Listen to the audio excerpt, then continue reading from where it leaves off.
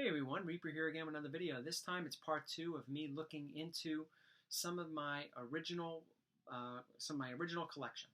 You know, what I got way back in the day when I first started collecting. And obviously I'm not going to pick out every single issue, but all of these issues are, what I bought way back in the day. And I chose some that I think are, things that I think about.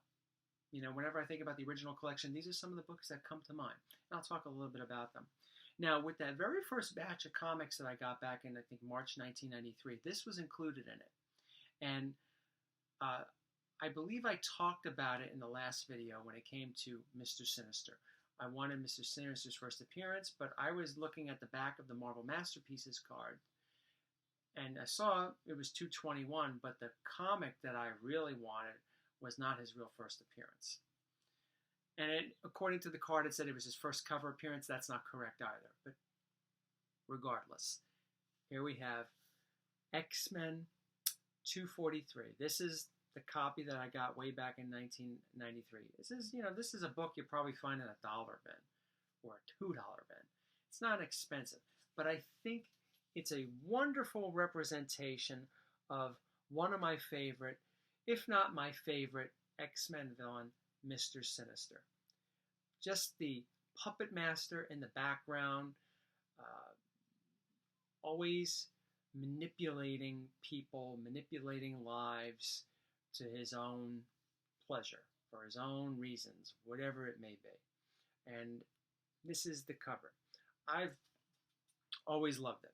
I've always loved this book. This could have been awesome as if they would have used something like this for Mr. Sinister's first appearance, because I think that would have made that book look even nicer. The X-Men 221, his first appearance, it's not a bad looking book. It's not a bad looking cover, but I think this is more badass. But yeah, it was part of the original batch. I don't even know how much I paid for it. It's probably like $1, and you could probably still get it for $1. So if you like good covers, that's a good one. Now here's another one that came with that first batch. I got two more here that are from that first batch that I didn't talk about in the last video. Gilbert did not have X-Men 282. What's 282? It's the first appearance of Bishop. But he had this. This was the second print. Now, way back in the day when I first started collecting, Bishop, even to today I think, he was a pretty important X-Men. And getting his first appearance back then was something that was more than $10. Now, I don't know. I think you could get his book, a nice copy, for $10 or less.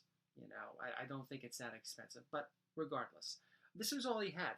And it even has the original board from back in 1993. I wrote the month it came out. I wrote the issue. I wrote what condition I thought it was. I wrote mint condition. It's not mint condition. It's high grade, but it's not mint condition. I wrote it was the first appearance and who's the owner right here.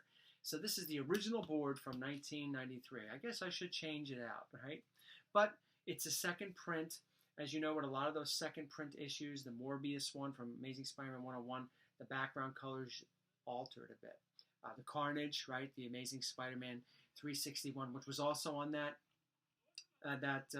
original batch I got from Gilbert, but I had the real thing. But it's something that I think back to was like, wow, I really would have loved to have had the first print, but this is what I got instead. To hold me over until I got 10 copies of his first print, finding them in various dollar bins, $5 bins, and all that. So he didn't have his first cameo appearance, which is what that is considered. But he did have, and this is the last one from that first batch, his first full appearance in 283. So this was pretty cool. Same book, but I did change the board out. Now, after that, I made an order to A Million Comics. I wanted to get some vintage X-Men books. Now, I was still in my X-Men collecting phase. I didn't go into Spider-Man. I wouldn't be in Spider-Man for another 6 months at this point. So I ordered a bunch of low grade, because that's all I could get, low grade early X-Men Silver Age books. And man, low grade, they were real low grade. And these are some of the originals that I still have. Some of the other ones I don't have, anymore. I still have the Blob, the X-Men 3. I think I showed that. I think I showed that in the last video. If I didn't, oh well, sorry. But here's 3 of them from that first order. First appearance of the Sentinels. This is in horrible shape. I'm going to change the back. Horrible shape. Yeah. Oh my God, what are you doing? Who cares? Look at the spine of this thing. New staples, chunks out of the spine, a definite reader copy. It's cool to have. It's a little something from my past that I'm never going to get rid of. I don't think I could get rid of this if I tried. But, you know, it's something I'm going to keep as a nice reader copy. I upgraded my book to maybe a 7.0, 7.5 several years ago. But this was what I got. And I put the lowest grade for each of them. I chose the lowest graded for each so I could afford it. I think this cost me back then $12. Yeah. I might have paid a little too much. Here's another one from that. Now, I know I paid too much. I think it was around the same price, maybe $10 or whatever. I saw this on the back of the Marvel Masterpieces cards. I was like, ooh, and it's a pretty good cover. You know, it's a really cool cover. I like it a lot. And this was about, what was it, 8 issues in after Steranko changed the title, the way the title's drawn into a more dynamic title, which I think, and they've used this for what, 30 years? It was one of the best title logos for Marvel Comics, I think. The updated Steranko X-Men logo. Just coming at you. It's just really cool. But anyway, this is what I got. And it's very well drawn. It's very well drawn. I didn't notice, though. I'm going to open it now. I don't know what good that's going to do. But I didn't notice until I got back into the hobby. I guess this must have slipped my mind. But I didn't notice until I got back in the hobby in 2013 that not only is it kind of low grade, you know, it doesn't look that bad. It's low, but it's not that bad. Same thing on the back. Okay, no big deal. It's got a tape tear.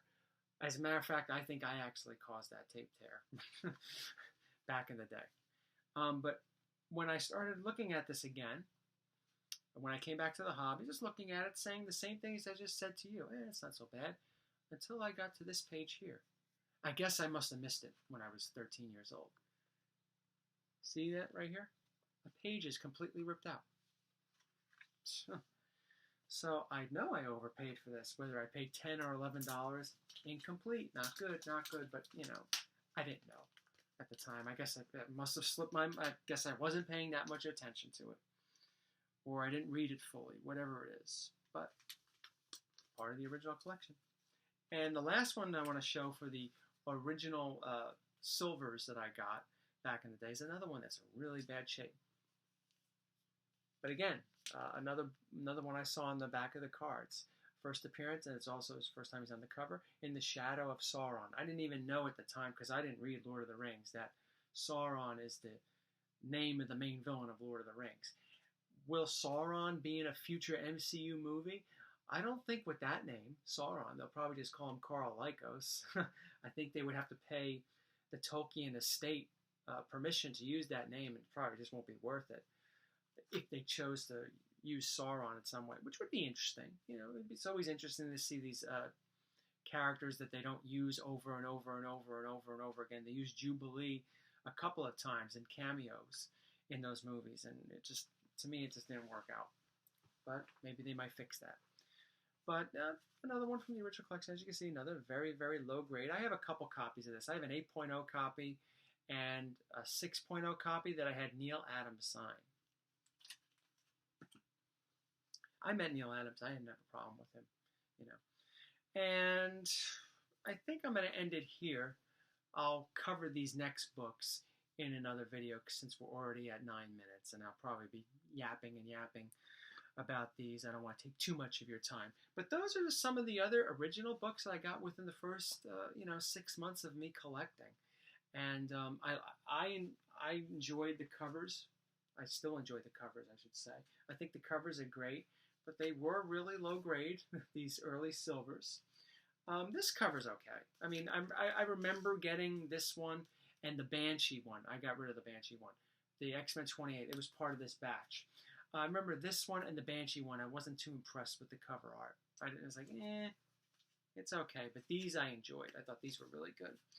And my memories about Mr. Sinister and really, really wanting the first cameo appearance of Bishop, but getting this one instead, which isn't bad. Thank you all for watching, and be safe.